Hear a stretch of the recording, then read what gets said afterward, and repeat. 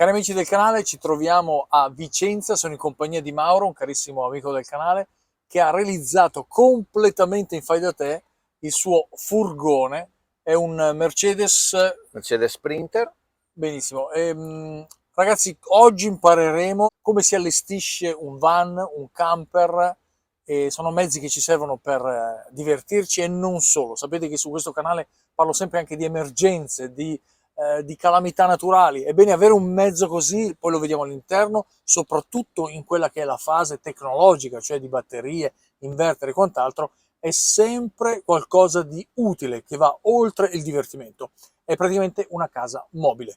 Innanzitutto, Mauro, piacere di incontrarti. Dopo tante telefonate, Ci siamo sentiti. finalmente. Mauro ha seguito il canale, le indicazioni, ha realizzato un bel impianto con tutti i prodotti della Victron. Victron e anche il bestione arancione, Quindi, perché non poteva mancare il bestione arancione col grande toroidale, che allora, effettivamente ha il suo scopo. bene, allora io ti farò un bel po' di domande oggi. Innanzitutto, perché hai scelto Aiuto. questo mezzo? Perché hai scelto questo mezzo? Allora, noi siamo sempre stati camperisti, ci è sempre piaciuto questo tipo di hobby o anche di vita, e usandolo spesso per andare anche a sciare cercavo un mezzo che avesse una buona trazione, e lo Sprinter è trazione posteriore e questo mi permette di avere trazione dove c'è il peso, nella Perfetto, parte posteriore. perfetto. Quindi eviti di sgommare, come si Sì, le dice. partenze sono migliori e soprattutto la tenuta di strada è buona.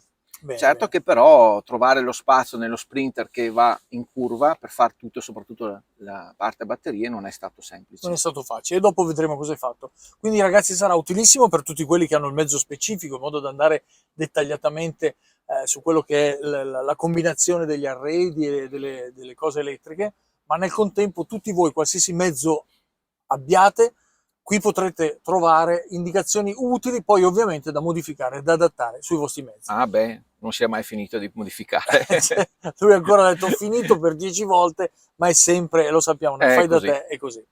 Bene ragazzi, buona visione, ci vediamo fra 4 secondi, il tempo di iscrivervi al canale.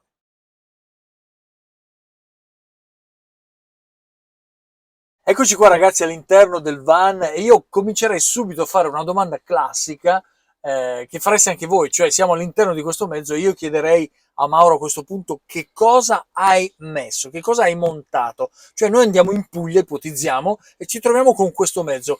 Puoi fare una vita in vacanza totale, che sia un mese o che sia per tutta la vita? Cioè quali accessori e quali soprattutto elettrodomestici e quant'altro hai installato qui? Beh, poi ci puoi anche vivere, dipende dallo spirito di adattamento. Però il nostro scopo era poterci fermare anche in libera, avendo la nostra autonomia.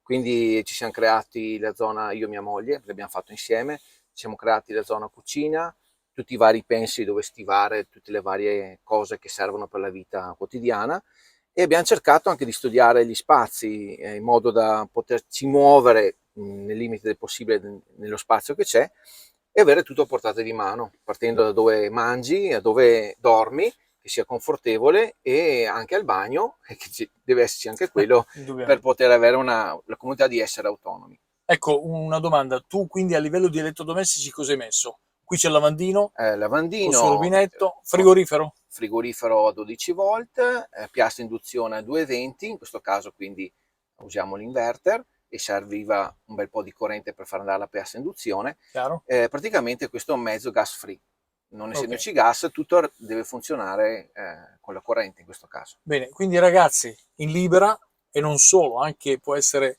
una situazione un po' più stabile e quant'altro, qui si può vivere, c'è anche il bagno, ovviamente il classico WC chimico Sì, che si esatto. usa nei camper e lui ha menzionato delle cose molto interessanti, piastra induzione, il frigorifero, hai anche, penso di no perché non le vedo, pompe di calore, eccetera? Per il momento no, anche se l'idea c'era di poter installare in futuro un piccolo condizionatore per l'estate, Sì. però non dimentichiamo il phon, perché avendo le mogli deve esserci la possibilità di far funzionare il phon. Il phon sono un Eh, kilowatt circa e passa oltre. penso che quello che mia moglie arrivi a 1,8 kW, E 8, perfetto, e quindi abbiamo complimenti allora. dovuto calcolare anche, è brava perché lo usa poco, però mi dice Mauro, io ogni, Eh ogni beh. tot ne ho bisogno, e quindi Beh, vabbè, chi ha i capelli lunghi come sua moglie, quando li lavi li devi asciugare, ragazzi. E ho citato questi elettrodomestici perché tutti insieme, se fate un calcolo, sono sostanziosi. Ovviamente non si accenderanno mai tutti insieme insieme, ma quando si accendono devono funzionare bene e la batteria non deve sedersi. Adesso io vi farò vedere una visione d'interno per darvi anche delle idee di arredo e poi passeremo istantaneamente alla fase elettrica, cioè tutto l'impianto elettrico partendo dalle batterie, regolatore di carica e vediamo Mauro che cosa ha fatto su questo mezzo. Vediamo cosa ho combinato. Ok, e grazie. Eccoci qua che mentre parliamo di phon è apparsa la protagonista del phon, ovvero Silvia. Ciao Silvia, innanzitutto piacere di vederti e di conoscerti. Ciao, anche a te, piacere a tutti di conoscervi. Benissimo, ragazzi, ve lo dico, simpaticissima e cuoca eccezionale che ogni posto dove vado mi riempiono veramente a dismisura. Grazie ancora, grazie ancora dell'ospitalità. Allora Silvia, questo phon, questa piastra induzione che vediamo lì, il frigorifero, eccetera, quanto ti hanno creato disagio? Cioè, come sta andando la tua esperienza su questo van? Beh, intanto mi trovo benissimo, nel senso che non è che io mi asciugo i capelli con una mano e con l'altra devo cucinare, quindi gli Certo. elettrodomestici si adoperano uno alla volta, quindi o uno o l'altro, quindi mi trovo, cioè il consumo è quindi quello, usati con parsimonia, con una certa accortezza, ovviamente si fa così, poi vedendo anche il tuo canale ho capito proprio come fare questa cosa. Perfetto. E poi mi trovo bene, non ho visto consumi eccessivi, vedo che tiene bene il consumo per fare la pasta, per fare anche tenerlo acceso una mezz'oretta, funziona tutto a posto, non Bene. vedo consumi. Bene, oh Mauro, io adesso intervisto tua moglie perché se ne intende più di te, cioè proprio tecnica, consumi, cioè veramente bravissima. Io ho fatto l'impianto, ma lei poi lo adopera, quindi Quindi è lei sul tecnico sul è campo, lei che mi indubbiamente. dice ma quanto dura la batteria? Esatto. E purtroppo anch'io ho dovuto imparare un po', no purtroppo, grazie al canale, ma l'apprendimento è continuo perché sai Gianni, ci siamo sentiti per telefono dove ti chiedevo ma quanto tempo bisogna caricarle queste batterie, perché non riuscivo mai a caricarle. Eh sì, perché non si riempiono mai, Non si vista la riempiono capienza, mai, esatto. indubbiamente, indubbiamente. Silvia, innanzitutto io notavo una cosa, cominciamo anche da questa che è bellissima, cioè il soffitto che avete fatto, che è di legno praticamente con queste bellissime luci LED e queste bande di tessuto che riveste il legno, è proprio elegantissimo, cioè mi ha detto Mauro che sei stata tu l'artefice, cioè l'architetto di interni del tuo van. Sì, eravamo indecisi se fare un rivestimento in tessuto oppure con una pellicola, però pensavo anch'io che il tessuto fosse più elegante e quindi abbiamo optato per questo tessuto, questo colore che sta bene anche come contrasto con il bianco dei mobili e anche con il marroncino. Certo. È stato un lavoro lungo perché abbiamo rivestito tante cose, però è stato molto bello il risultato finale, Sì, è sì, venuto sì, sì. bene, ci è piaciuto. Guarda, condivido perché veramente... Io ragazzi adesso vi faccio una carrellata degli arredi. Qui vedete ci sono dei pensili, anche qui a sinistra, qua sotto c'è la cucina, chiamiamola così Sì. ovviamente, e poi tutti i bei LED sul pavimento. Questo chi l'ha fatto? Tu Mauro o tu Silvia? Questi LED, I LED sono, diciamo l'impianto elettrico l'hai fatto tu sono Mauro? opera mia, anche se abbiamo Sì, ci siamo sempre consigliati per vedere che piacesse a entrambi. certo. Però diciamo che tutta la parte del tessuto l'ha rivestito tutto Silvia, è stato un gran lavoro, sicuramente. Benissimo. E anche le tende, ragazzi, Sì. tende belle, spesse, che devono durare, ovviamente. Hai detto una cosa bella prima, cooperazione. E ovviamente una famigliola come la vostra, che deve vivere in due, in un camper, se non c'è intesa, cooperazione, eccetera, diventa un luogo di litigio. La cosa bella è che i nostri genitori ci hanno portato in camper fin da bambini, quindi siamo cresciuti appassionati a questo tipo di vita. È stata una bella soddisfazione riuscire a imparare negli anni e a costruirsi da sé quello che ci piaceva E e come volevamo e creare un ambiente che fosse casalingo, non un ambiente freddo come possono essere i van acquistati, che sono tutti uguali, ma qualcosa che piaceva a entrambi. Sì, sì, sì, questo, ragazzi, questa intervista sta venendo di qualità perché, ragazzi, avete le idee chiare, molta cooperazione tra di voi, molta intesa, molta inventiva, anche cose molto belle, insomma, e in effetti, ragazzi, guardando anche la prospettiva con il van aperto dietro, sembra che siamo in un posto con una balconata sul mare, veramente molto, insomma, ampio, bello, fatto bene, vi faccio i miei complimenti. Adesso Grazie. andiamo avanti a Grazie. vedere ancora un po' di mobili, dopodiché passiamo all'elettrico. Intanto passerei, ragazzi, a quello che è sempre il punto dolente di tutti i van e i camper, cioè il bagno, ok? Andiamo. Sì. Allora Mauro, sei di fronte al bagno, complimenti intanto questo plexiglass opalescente che è luminoso, quindi Sì, che non è definitivo perché lo vogliamo già cambiare. ma siete in modifica fissa, godetevele anche un attimo le sempre, cose. hai ragione. Allora, adesso descrivi tutto tu quello che è questo bagno, io l'ho già visto e devo dire che è veramente fantastico. Allora, noi volevamo avere un discreto spazio per poterci muovere in questa zona e quindi il bagno non poteva arrivare troppo in avanti. Per questo abbiamo cercato di fare un bagno piccolo, però che si potesse allargare all'occorrenza. Quindi in questo caso io apro queste due portine e ecco, mi metto così forse si vede. E ho la possibilità, aprendo questa portina, di allargarmi e creare quindi una zona bagno che arriva fino a qui. Questa è un'idea fantastica, questo penso che sia un'invenzione perché non ho visto in altri camper. Sì, questa è una cosa un po' che ci siamo un po' arrivati per step. Sembra che sia diventato come il box doccia di una casa. Esatto, molto perché io grande. dopo aprendo questo e traslando anche questa porta, qui ci sono le sue calamitine, rimangono bloccate, io posso farmi la doccia e posso muovermi liberamente senza avere problemi di spazio. Fantastico, spero che le riprese rendano l'idea. Una volta fatto si spingono le porte e si richiude tutto. e rimane un discreto spazio di muoversi. Perfetto, qui vedo che c'è una botola, è Sì. quello che praticamente dà la possibilità di considerarlo come doccia, giusto? Esatto, infatti quando nell'utilizzo normale si lascia questa copertura, nel momento invece che si deve fare la doccia si sposta questo piccolo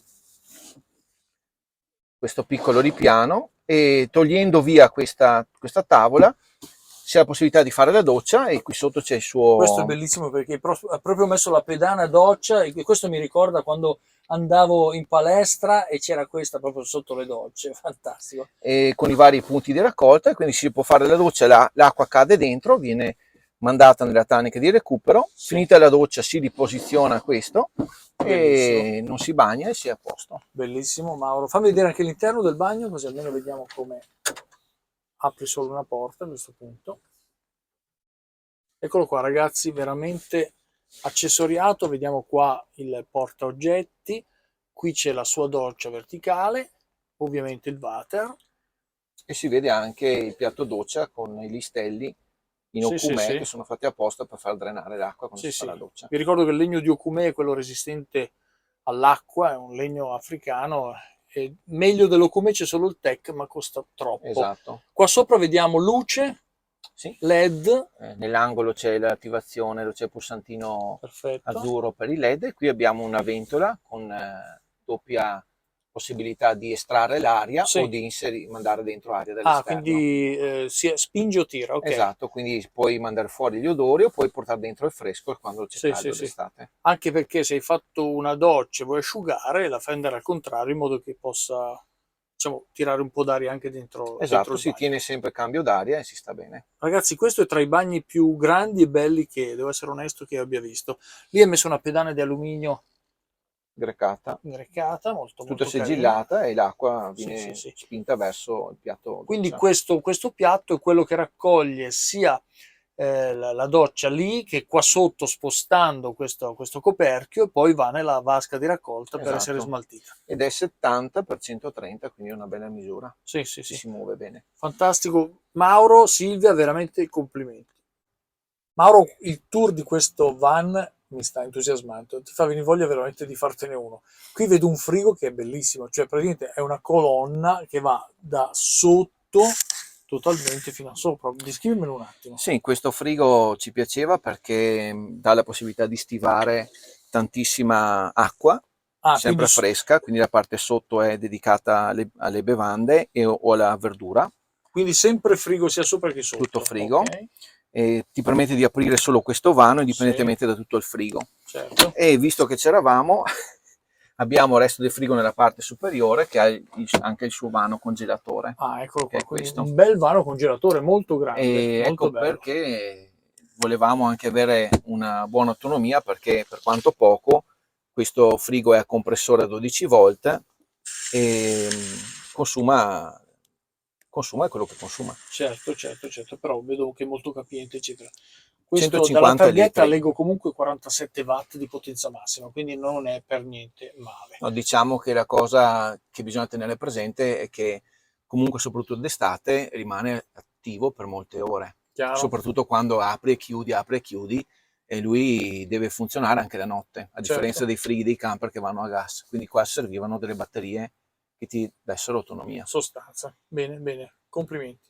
Eccoti qua Silvia, adesso parlando di cucina ho scoperto che tuo marito non sa manco fare le uova e quindi, e quindi Speriamo di star sempre bene, se no moriamo di fame. esatto, e quindi allora intervisto te per quanto riguarda la piastra induzione, tra Sì. l'altro bella, diciamo inserita molto bene nel complesso, eccetera. Sì. Dimmi un attimo, questa piastra come si comporta sul fotovoltaico e sulla Sì. riserva energetica? Allora, io chiedo sempre a Mauro quanta autonomia abbiamo, ma vedo che comunque non consuma tantissimo, perché quando usi la piastra induzione, facciamo un esempio classico della pasta. Siamo in due, quindi la pentola è piccola per cuocere la pasta, non ci serve un pentolone.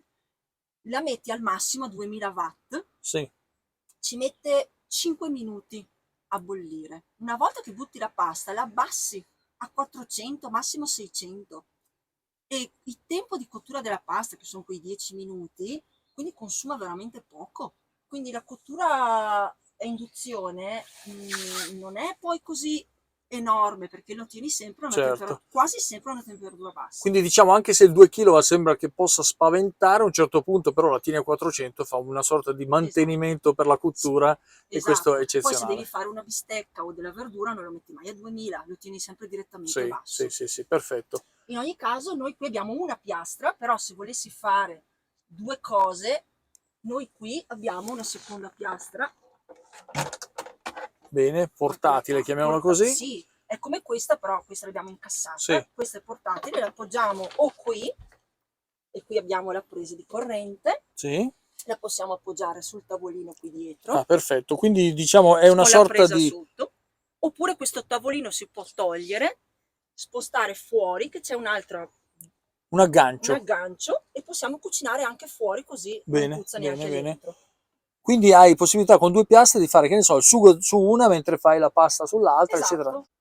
Allora Mauro, con tutte queste piastre, questa 1000 watt, quella 2000 watt, eccetera, cioè quanta corrente consumi? Come sta andando l'impianto? Facci un po' una sintesi tu. Gianni, lo sai, ero preoccupato perché qua i consumi aumentano, da una piazza siamo arrivati a due, e così ti telefonavo per chiederti ma quanti ampere mi servono, e tu mi dicevi sempre più ne hai meglio è. Mi ricordo. E così sì. alla fine ho pensato di acquistare 8 celle, e quindi siamo arrivati, restandoci 12 volt, 2P4S. Quindi. Esatto, siamo arrivati a 580 ampere, e di conseguenza, facendo andare quella piastra induzione per una pasta, quindi quei 20 minuti, arriviamo a consumare il 3%, e quasi quasi mi chiedo come farò a consumarle tutte queste batterie. Questa è un'affermazione molto interessante. Silvia, consumare il 3% di batteria per farsi una spaghettata con il suo relativo sugo, eccetera, direi che è veramente pochissimo. Sì, anche perché così poi posso lavarmi i capelli e usare il phon. Grazie. Ragazzi, come avete visto, qui giro l'immagine verso di me, ragazzi, perché come avete visto, coppia simpaticissima e del resto i camperisti si sa, è gente che gira, è gente che sa vivere la vita con la qualità e soprattutto in contatto con la natura. Silvia, adesso col tuo permesso andiamo sul tetto qua a vedere l'installazione fotovoltaica che avete fatto. Certo. Ebbene ragazzi, Mauro ha installato i pannelli fotovoltaici, sono 4 pannelli flessibili da 100 watt, li vedete qua, li vedete in fondo. Ebbene, questa è la sua fonte energetica solare. Ovviamente lo sappiamo, nei van, nei camper si somma anche poi quella del motore che deve entrare nelle batterie, sia del motore che di quelle dei servizi. Allora Mauro, in uno dei prossimi video vedremo anche la domotizzazione delle nostre case, quindi dei mezzi. Qui vedo che hai usato un telecomando della Sonoff con 4 porti, ovvero 4 interruttori. Qui non sei in wifi ma sei in radiofrequenza da 433 MHz. Bene, allora dimmi cosa piloti con questo.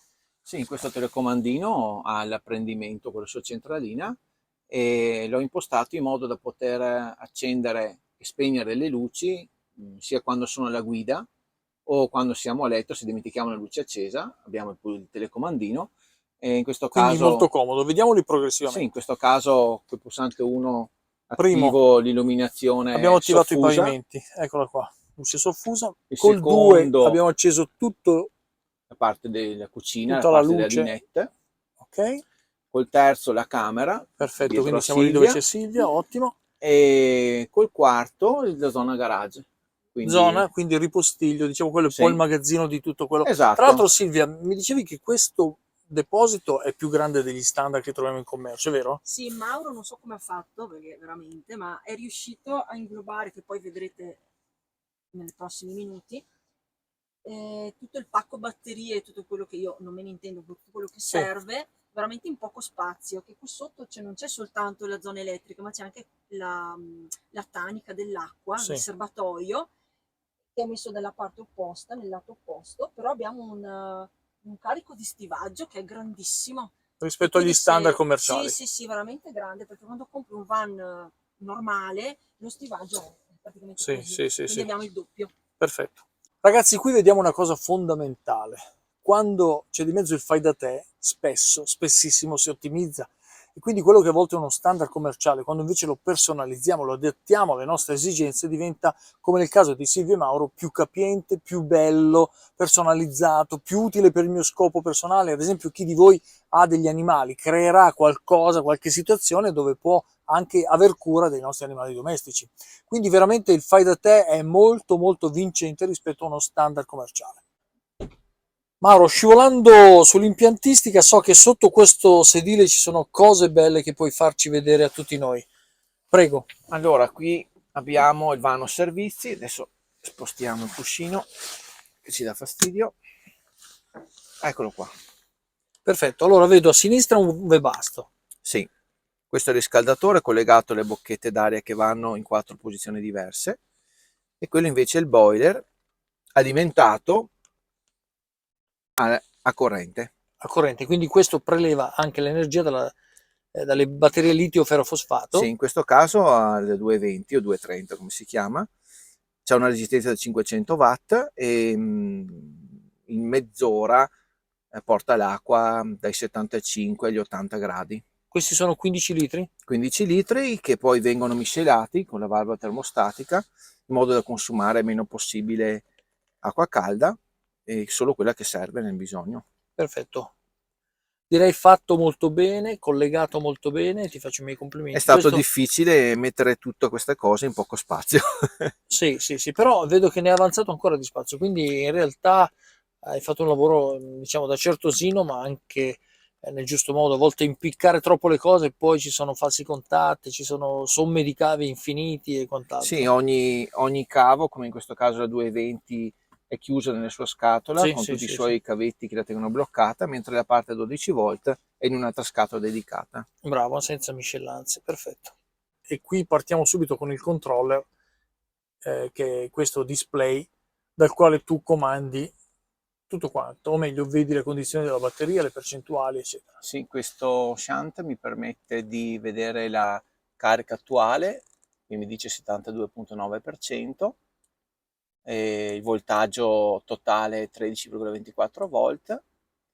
Sto consumando 3 A 68, che sono tutte le luci che abbiamo acceso, 49 watt, va bene, ok. E questo è, diciamo, i 169 ampere sarebbero ancora gli ampere che potrei caricare. Quindi da qui capisco ancora quanto potrei stare attaccato alla colonnina per potermi caricare. Perfetto, quindi diciamo con un solo apparecchio che hai rinviato qua attraverso tutti i cavi, hai praticamente il controllo delle cose fondamentali del tuo impianto, che è E, invece a poppa del mezzo. e la cosa bella è che essendo Bluetooth mi permette dal telefonino di avere un controllo ancora più accurato o anche di impostare degli allarmi in caso di sottotensione, così che mi rendo conto di quello che sta succedendo. Perfetto. Mauro, adesso guardiamo, col tuo permesso ovviamente, qui siamo a casa tua, tutto Certo. quello che è l'impianto di alimentazione, di produzione di corrente, di accumulo e quant'altro, ok? Quindi apriamo il van. Sì, questo è lo sportello dedicato a tutta la parte elettrica e io lo posso eliminare completamente in modo da non averlo senza darti fastidio, e questo è quello che c'è all'interno. Ragazzi, vedete, l'impianto è fatto innanzitutto molto bene, perché vi faccio vedere da vicino tutti i cavi come sono stati posizionati bene. Qui ci sono lo Smart Solar Charge della Victron. I due sono i DC-DC charger. Ah, perfetto. Adesso avvicino la telecamera così vediamo un po' di dettagli, ok? Allora ragazzi, ho posizionato la telecamera meglio. Qui abbiamo, lo vedete, il regolatore di carica solare della Victron, e poi là dietro ci sono due DC-DC charger che servono esattamente a caricare le batterie quando sei con il motore acceso, quindi dall'alternatore caricano le batterie. Questi sono due da 30 A, lo vedete scritto qua, quindi hai totale 60 A di ricarica batterie. Vi faccio vedere qualche altro dettaglio da vicino, ad esempio qua vediamo che c'è lo shunt della Victron, qui vediamo la barra equipotenziale negativa,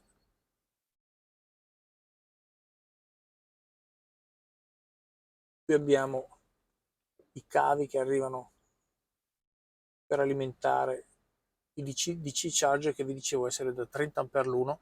Mi raccomando, è molto importante fare il calcolo delle potenze per evitare di bruciare l'alternatore del motore. Tu nel tuo caso, Mauro, che alternatore hai? Io, questo Mercedes monta un alternatore da 180 A e quindi per poter stare tranquillo e non recare danni o surriscaldamenti all'alternatore, visto che deve già gestire la carica della batteria principale del motore, ho Certo. pensato di non andare oltre i 60 A totali. Bene, con 60 A sicuramente, confermamelo, avrai comunque in salita un freno del motore. Si sente molto che il motore cala di potenza, però è gestibile fino a 60 A in sicurezza, e anche preferivo non caricare le batterie con troppa velocità in modo da far sì che possano durare nel tempo. Sì, sì, sì. Che cilindrata ha questo motore?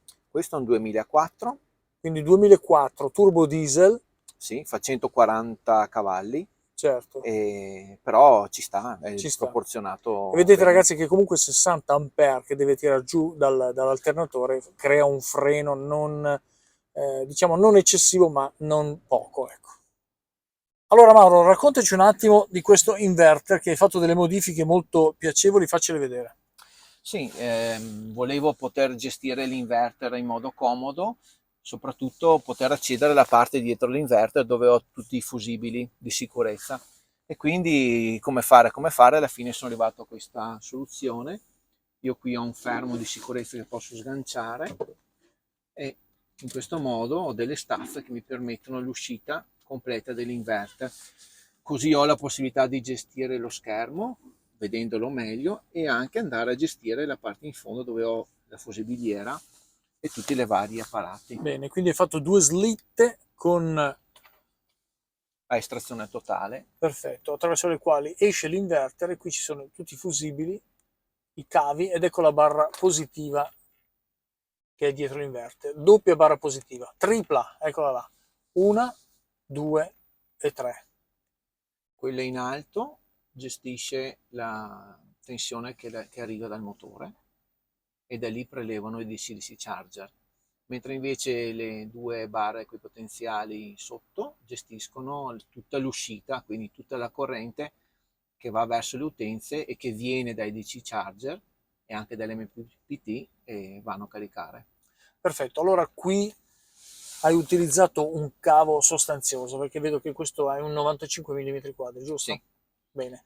E ragazzi, sul 12 volt 3 kW bisogna usare cavi di questa dimensione, 95 mm², se no andiamo a surriscaldare i cavi stessi, e, insomma può essere pericoloso soprattutto in un camper. Io avevo fatto dei test e con il 75 mm² scaldava parecchio, e decidendo e desiderando fare qualcosa di più abbondante in modo da poter essere tranquillo, sono passato in 95, e con 95 arrivano le barre equipotenziali, diventano tiepide. Tiepide però con un consumo massimo di 2,5.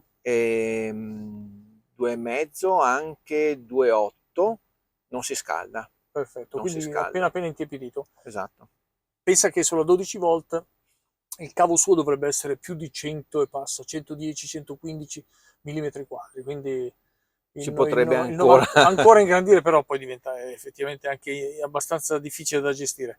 Comunque col 95 tu hai Ho solamente trovato un buon un buon compromesso. compromesso, intiepidimento. Qua sotto ci sono le batterie della Mani, litio ferrofosfato, Le giusto? 8 celle. Le hai chiuse e so che tu hai messo anche dei dispositivi di controllo delle temperature, ovvero Sì.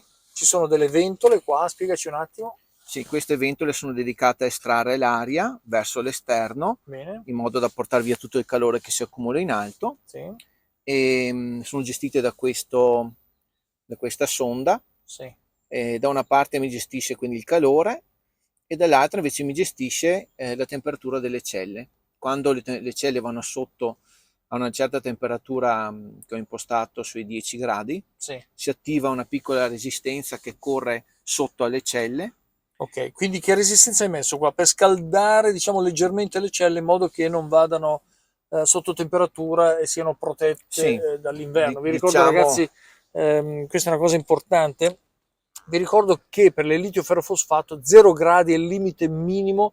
Se andate sotto non potete caricarle. Potete utilizzare la corrente, ma se le caricate sotto gli 0 gradi si rovinano in maniera permanente. Ok? Mauro, dicevi?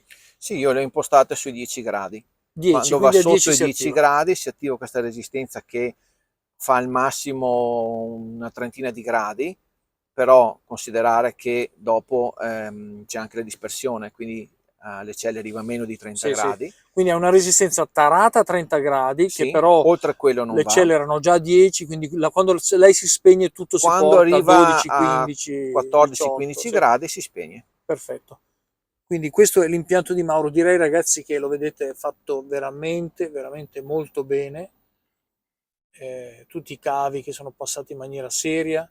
Ci tengo a farvi questa inquadratura perché può essere un'idea per voi appassionati e camperisti o van modificati per andare a creare un impianto simile a questo. Qua vedo due quadri. Sì, allora abbiamo il quadro più vicino a noi, è il quadro che gestisce la parte del fotovoltaico. Sì, quindi E quattro mi fusibili. sono predisposto 4 fusibili, in questo caso va bene, ne utilizzo solo 2, questo è solo di scorta. E, questo è solamente sono 2 barre equipotenziali per unire i vari Ok, cavi. ok. Mentre dalla parte opposta abbiamo tutta la parte 220 La dove 220 con i magnetotermici, hai messo un salvavita anche se con la bifase non funziona, però hai fatto bene a sì, metterlo. diciamo che protegge la corrente che arriva dalla spina esterna. Eccolo. Qui vedete che Mauro ha messo lo Smart Solar della Victron, che è un MPPT 100 volt 50 ampere, ovvero lui con 4 pannelli che li ha messi accoppiati a due, cioè ha fatto 2 pannelli una stringa e 2 pannelli una stringa, queste 2 stringhe poi le ha messe in parallelo.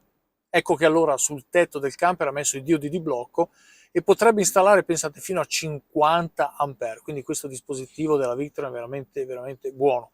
Perché ha messo i diodi di blocco, ragazzi? Sembrerebbe che sul tetto del camper non ci siano ombre o camini o quant'altro. Invece sì, perché se vi immaginate in libera parcheggiati avrete sicuramente piante piuttosto che qualche casa, quindi avrete sempre delle ombre ed è meglio quando creiamo i paralleli posizionare i diodi di blocco. Allora Mauro, guardiamo alcuni dettagli, giusto per chiudere questo video. Qui ho visto che hai un letto matrimoniale bellissimo, tra l'altro anche con le doghe, giusto? Sì, abbiamo installato delle doghe con i vari smorzatori in modo che si possa anche dormire bene, Bene. perché E poi essere liberi a dormire bene non è piacevole. assolutamente sì. E poi vedo che hai anche qua un gavone che è molto molto interessante. Sì, Ce lo puoi far vedere? questo è il gavone segreto dove aprendo c'è la tanica dell'acqua chiara, l'acqua bianca. Perfetto. Quanti litri è questo? Questa tanica arriva fino in fondo, sono 150 litri. Bene, quindi una bella riserva con tutte le pompe La sotto. pompa e il vaso di espansione in modo che possano lavorare comodamente. Qua ci sono gli scarichi per svuotare l'impianto quando si va a parcheggiare il camper. Bello. E se vuoi farti una doccetta, che facciamo? Quando sei fuori e arrivi magari da un percorso tortuoso, qua si apre un piccolo gavone e qui c'è la possibilità di potersi risciacquare e acqua fredda e acqua calda. Quindi uno volendo, tenendo le porte chiuse, si può anche, se è in costume, si può dare una ripulita. Bellissimo. In questo caso scaldata dal boiler che consuma 500 watt. Ok, quello elettrico che abbiamo visto lì, esatto. Perfetto. E questa bocchetta invece cos'è? Questa è quella del Webasto. L'aria calda arriva anche qui per poter scaldare la parte posteriore e il calore ovviamente scende, passa dalle doghe e tiene caldo il materasso, quindi anche d'inverno si riesce a dormire, anche se ci sono temperature molto rigide sotto anche 10, meno 10, meno 15, c'è sempre una bella diffusione di aria calda e si riesce a dormire bene. Bene, quindi io direi che con un mezzo così, anche qua in provincia di Vicenza, ragazzi, guardate che cielo che c'è. Io sono venuto via dall'Abruzzo, 31 gradi c'erano oggi e mi ritrovo con questi 16 gradi e giubbino di pelle. La cosa brutta è dover tornare a casa, perché se si potesse restare via sarebbe ancora meglio. Indubbiamente, c'è chi lo fa anche in maniera permanente. Ragazzi, anche questo video è giunto al termine, spero che vi sia piaciuto, in compagnia di Silvia e Mauro, simpaticissimi ragazzi. Adesso andremo a cena e chissà cosa mi prepareranno, e grazie innanzitutto. Innanzitutto vorrei chiedere a voi personalmente, singolarmente, cosa avete da dire ai nostri cari amici del canale sulla vostra avventura camper. Sentiamo prima Silvia. Preso impreparata. Bene. Beh, sicuramente è uno stile di vita stupendo perché, come dicevi anche tu prima, sei veramente a contatto con la natura e ti senti veramente libero. È una cosa meravigliosa, avendo anche l'autonomia, perché oltre ad essere gas free, però abbiamo veramente tanta autonomia. È proprio quello che cercavamo per essere fuori dal mondo, almeno per alcuni giorni, e ci piace tantissimo. Perfetto, Silvia, parole significative, e so che avete dato un nome a questo vostro mezzo. Sì, si Eccolo può qua. vedere da questo pupazzetto che sta davanti alla guida, lo guardo ed è Pippo. Ragazzi, Questo van è Pippo. perfetto, quindi anche il van ha il suo nome. E adesso ragazzi la stessa domanda a Mauro. Mauro, questo camper, cosa vuoi dire ai nostri cari amici del canale? È stata una lunga avventura perché a costruirlo ci abbiamo messo 1 anno e mezzo, quindi tempo, certo. ci vuole tempo, però è una grande soddisfazione riuscire a fare le cose che si pensava di non essere in grado a fare, come l'impianto elettrico. Per me vedere che tutto funziona e che è una soddisfazione, è il classico del fai da te. Sì. Questo ragazzi, la frase di Mauro è significativa, cioè quando pensiamo di non poter fare qualcosa, questo è protettivo perché significa sicurezza, significa non andare a farsi male, si dice a Milano.